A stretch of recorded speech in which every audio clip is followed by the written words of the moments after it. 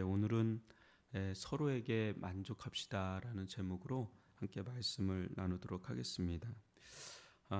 계속해서 가정에 대해서 또 부부 관계에 대해서 지혜의 말씀을 주고 있는데요.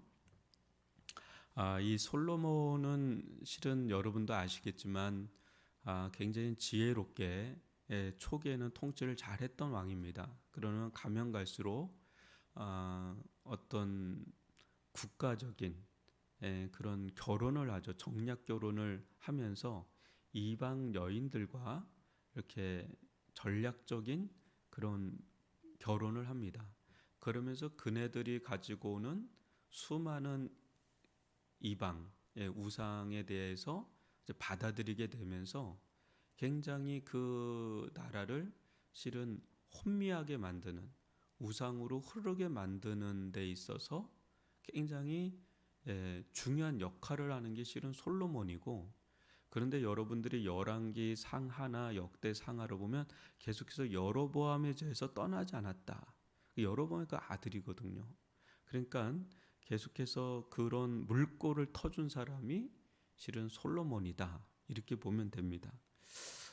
그래서 그런 점에서 아마 이 부분은 솔로몬이 이제 노년에 이것을 썼을 때 굉장히 많이 생각이 됐던 부분이 바로 이 부분이 아니겠는가 싶습니다. 다시 한번 보겠습니다. 15절로 16절 다시 한번 보시면, 너는 내 우물에서 무술을 마시며 내 샘에서 흐르는 물을 마시라. 어째 내 샘물을 집 밖으로 넘치게 하며 내 도랑물을 거리로 흘러가게 하겠느냐. 여기서 우물, 샘물이 계속해서 도랑물 막 계속해서 나오는데, 이것은 이제 아내가 될 것이고 또 아내에게는 실은 이제 남편이 될 수가 있는 겁니다. 근데 이 물을 이제 마시고, 그런데 이게 이제 집 밖으로 넘치거나 흘러가게 하지 말라라는 거예요.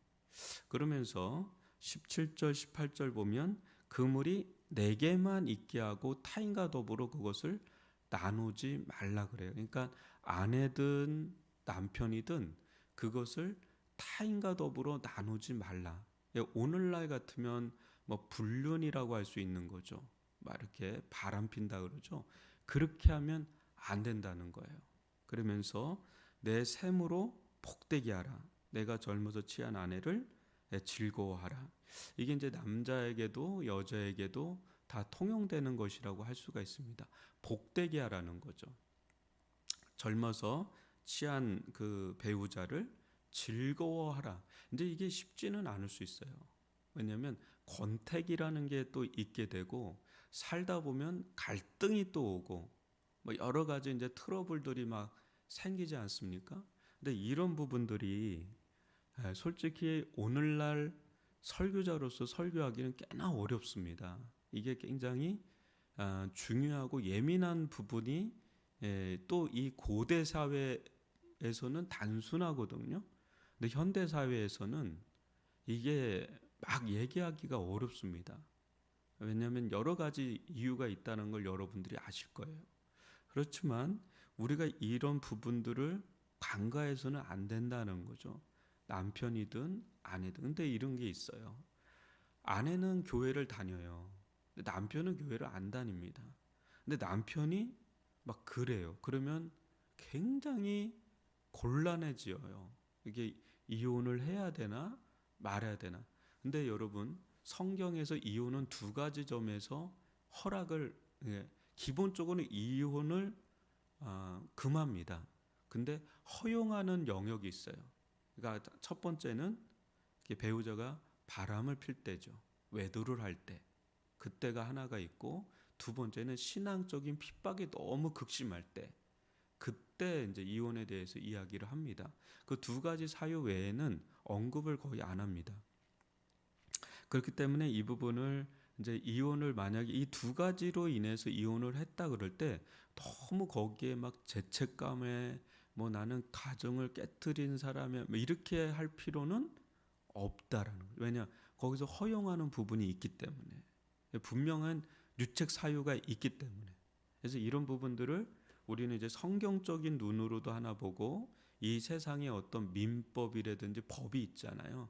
그것도 보고 하면서 결정할 필요가 있는데, 기본적으로는 그걸 나누면 안 되고 그걸 복되게 하고 즐거워하게 하는 게 의무다라는 것을 우리가 보게 되는 거죠.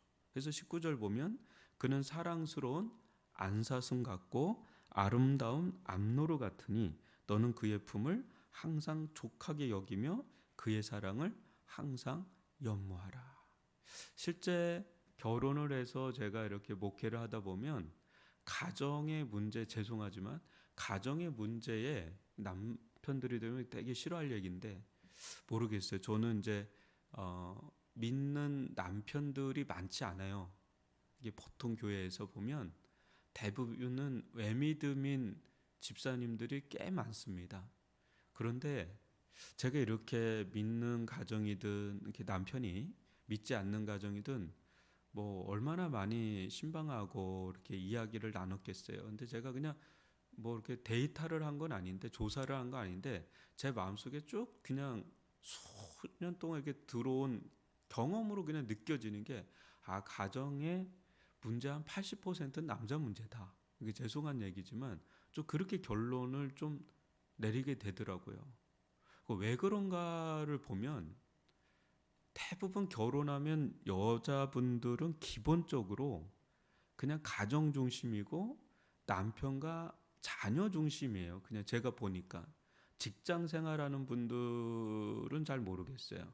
직장 생활하는 분들은 잘 모르겠지만 대부분 교회에서 좀 열심이고 좀 가까이 보는 그런 분들을 보면 대부분 그냥 결혼과 동시에 아내들의 대부분의 어떤 자기 생활의 근거지가 가정이다 보니까 굉장히 가정적이에요, 그냥.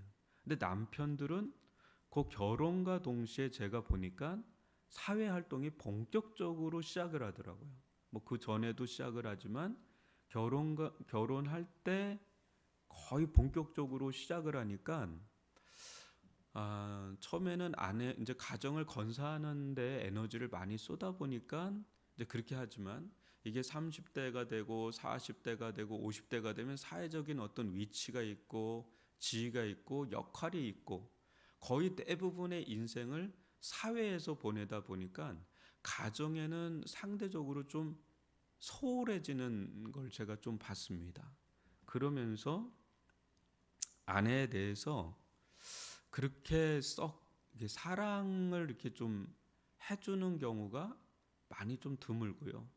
특히 이제 믿지 아니하는 남편 같은 경우는 40과 50대를 넘어서면서 이게 인격이 완전히 굳어져 버리고 아내들은 점점 신앙이 깊어져 가요. 그러니까 서로 교제하는데 가치관과 어떤 교제의 한계를 많이 느끼는 거를 제가 보면서 굉장히 그 연합하는 게 어려워지는 것을 좀 봤습니다. 그래서 이 아내들을 이렇게 존귀 여기고 사랑하고 이런 남편들, 믿지 않는 분들 중에서도 굉장히 인격적인 분들이 있지만 그렇지 않는 분들이 굉장히 많고 또 사회생활하면서 수많은 일들을 제가 볼 때는 겪고 있습니다. 이렇게 사회생활하는 분들, 여자분들도 그렇지만 남자분들 일단은 나가 있으니까. 이제 그러다 보니까 이 권태기도 오고 여러 가지 이제 일들이 여기서 일어나요. 한 번은 어떤 남편이 저한테 다가와서, 남편이 오는 경우는 참 드물거든요. 큰일 났습니다. 이제 그 한 번도 얼굴을 본 적이 없어요. 신방도 받은 적이 없고. 그런데 어느 날 주일 예배 끝났는데 우리 교구 목사님이시죠? 하고 이렇게 온 거예요. 그래서 예 그래요. 그랬더니 저 상담 좀 해달라는 거예요. 아들이 자기를 죽이려고 한다는 거예요. 그래서 이거 너무 심각하다. 그래서 막 경찰을 부르고 막 그랬다는 거예요. 막 야구 방망이로 자기를 죽이려고 해가지고 때리려고 해서 문 잠그고 전화를 했다는 거예요. 이런 페루나가 있나 하고 처음엔 그렇게 생각을 했어요. 그런데 또 자기 아내는 또 심각한 이단에 빠졌다 그러고 이게 너무 큰 문제구나. 그래서 신방을 갔는데 완전 깜짝 놀랐잖아요. 완전 반전이 일어난 거예요. 그 남편 때문에 애가 우울증과 공황장애와 대인기피증과 너무너무 아빠가 너무너무 달달 볶아요. 그리고 그 아내도 너무 힘들게 하니까 위로받으려고 해서 어떻게 잘못 만난 데가 좀 형제교회라고 하는 이단인지 아닌지 애매모호한 데를 가게 된 거죠. 그래서 그 아내를 만나니까 얼굴이 뭐 너무 상해 있는 거예요. 그 아들도 너무 불안장애가 심하고 그 남편이 경제력으로 완전히 이 집을 꽉 잡아버리고 있더라고요. 그래서 그 아내분을 계속해서 신방하고 그 자녀를 위해서 기도하고 또 어떤 정신과에 가서 이제 부부가 상담도 하고 여러 가지 그런 일들을 했습니다. 이제 그러는 가운데 그 아내가 그 형제교회에서 나와서 제가 섬기던 교회로 오게 되고 이제 목자까지 되셨어요. 굉장히 좋은 분이세요. 굉장히 좋은 분이시고 밝은 분인데 그렇게 돼버린 거죠. 그러면서 그 아들도 이제 회복이 되고 무엇보다 이분이 회복이 됐어요. 이 남자분이 회복이 되니까 이 가정이 다 회복이 막 일어나는 걸 제가 봤거든요. 그러니까 결국 키가 상당히 많은 부분 남편들에게 있습니다. 좀 어려워도 사회생활이 어려워도 가정적인 게 그게 지혜다. 이걸 볼 수가 있습니다. 20절과 21절 보면 내 아들아 어찌하여 음료를 연모하겠으며 어찌하여 이방 계집의 가슴을 안겠느냐 대저 사람의 길은 여호와의 눈앞에 있나니 그가 그 사람의 모든 길을 평탄하게 하시느니라. 하나님 앞에 있다는 거죠. 그러니까 이 음료의 길, 하나님을 떠나게 만드는 그 길, 또 하나님께서 창조의 질서를 허락해 주셨는데 그 길을 떠난다는 것은 굉장히 이 여호와의 눈앞에 이게 위험한 겁니다. 여러분 지금 미국에서 다음 세대를 교육하는 사역하는 분이 있어요. 근데 그분의 이야기를 들어보니까 진짜 미국에서는 공교육 자체가 너무 위험한 겁니다. 어린애들인데 자기가 남자예요. 근데 자기 성 정체성을 여자로 여기는 그게 법적으로 허용이 돼 있어요. 근데 만약에 내가 여자라고 생각하고 있는데 히라고 부르면 그걸 신고할 수가 있는 겁니다. 그 겉모습만 보고 남자라고 생각해서 히라고 부르는 너 시라고 부르지 않았다. 그리고 선생님도 그렇게 이제 이야기를 하면 그냥 바로 신고하잖아요. 교사 박탈이 돼버리고 뭐 이런 일들이 지금 공공연하게 법적으로 이루어지기 때문에 이게 성 정체성에 있어서 상당히 성적인 교육에 있어서 무너져 있는 거예요. 이미 이제 이런 일들이 한국에도 막 흘러 들어오고 있는 그 흐름이 있거든요. 그게 굉장히 지금 아직까지 우리나라는 그런 게 아닌 것 같은데 이게 되게 위험한 게 지금 흘러 들어오고 있습니다. 이 동성애라든지 트랜스젠더라든지 뭐 이런 일들이 계속 스며들고 있기 때문에 이게 단순히 이 가정뿐 아니라 우리 아이들의 성적인 정체성과 이런 교육이 굉장히 위험한 지경에 우리가 놓여 있다라는 것을 좀 이해할 필요가 있습니다. 이게 하나님 앞에 굉장히 위험한 사안이 돼버리는 것들이 있는 거죠. 그래서 22절 23절 보면 악인은 자기의 악에 걸리며 그 죄의 줄에 매이나니 그는 훈계를 받지 아니함으로 말미암아 죽겠고 심히 미련함으로 말미암아 혼미하게 되느니라. 여러분 이게 이런 말들이 이 성경의 말씀이 고리타분하고 또 뭐 라떼는 뭐 옛날 얘기 같고 막 그렇잖아요. 지금 사회의 어떤 변화, 문화적인 다양성, 뭐 여러 가지 이런 상황 속에서 지금 이런 말씀을 전하면 목사도 되게 교인인데도 교회에서도 이거를 마음 편하게 전하기가 어렵습니다. 특히 이혼에 대해서 또 어떤 성적인 부분에 대해서 이야기하기가 매우 곤란해요. 이거 하면 다이렉트로 제대로 하면 굉장히 힘들 수 있는 분들이 많아요. 그렇기 때문에 이걸 자꾸 넘어갑니다. 이렇게 슬쩍 넘어가고 이제 애둘러서 얘기하고 막 이렇게 되는데 이게 이제 알고 보면 이게 실제 성도들을 위한 게 아니게 돼요. 교회를 위한 게 아니게 돼요. 좀 이런 얘기를 고리타분하게 옛날적 얘기 뭐 그렇게 보는 게 아니라 이게 알고 보면 맞다라는 거예요. 그때는 뭔가 있는 것 같잖아요. 동성애 여러분 요새 뭐 엠폭스인가요? 그게 좀 이제 자꾸 퍼져가는 뉴스가 나오더라고요. 그게 다 성적인 건강한 접촉이 아닌 데서 이루어지는 거거든요. 근데 그런 부분들이 다 알고 보면 악에 걸리고 죄줄에 매이는 거고 심지어는 죽고 혼미하게 되는 이런 일들이 다 이런 영역에서 일어나고 있는데 이게 너무 쉽게 넘어가 버리는 이런 문화적인 풍조가 많다는 거죠.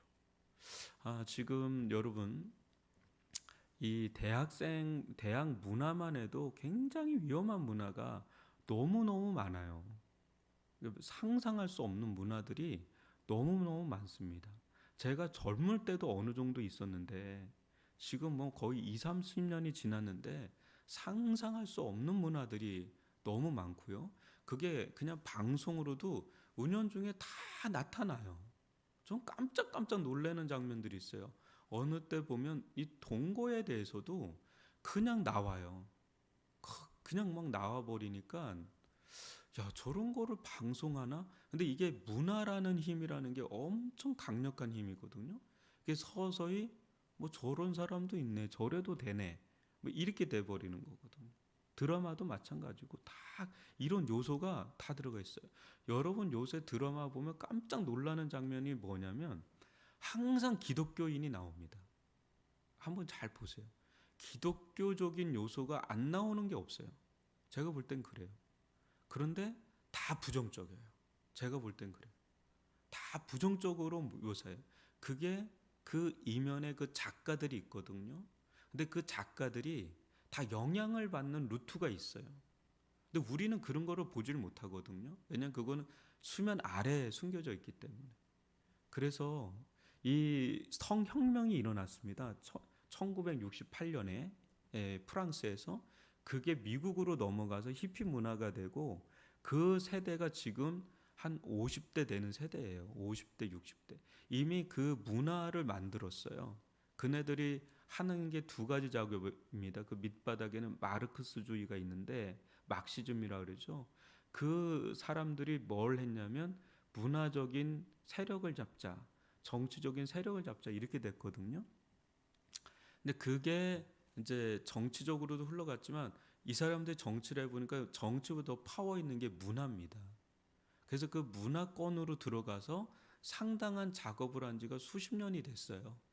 그렇기 때문에 지금 이제 여러 가지 이런 부분에 대해서 계속해서 메시지, 미디어를 통해서 계속해서 제공하고 있기 때문에 우리는 알게 모르게 거기에 이렇게 젖어 들어가 있습니다. 근데 그런 거에 대한 분별력이 애들이 일단은 없고 우리도 서서히 그런 거에 대해서 이렇게 익숙해져 가고 있기 때문에 이제 이런 부분에 대해서 법제화가 또 되고요.